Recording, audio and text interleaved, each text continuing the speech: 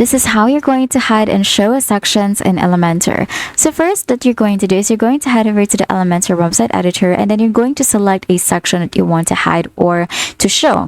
For example, I'm going to choose this section right here. I'm going to make sure that it is selected, and then from the left side, you'll be able to find these tabs. So you're just going to click on the advanced tab. You're going to scroll down until you find this responsive drop down, and then from there you'll be able to flip switches to hide that section specifically on phones, tablets, or computers. So for example, we want to hide this from the tablet, we can just click on hide, but if you want to show it, you can just toggle it off. Now for example, again, I want to hide this on the phone. So if I'm using phone, you will not be able to find it. So you can see it is a gray area, which means phone users will not be able to find it. And that's it. That is how you're going to hide and show sections in Elementor.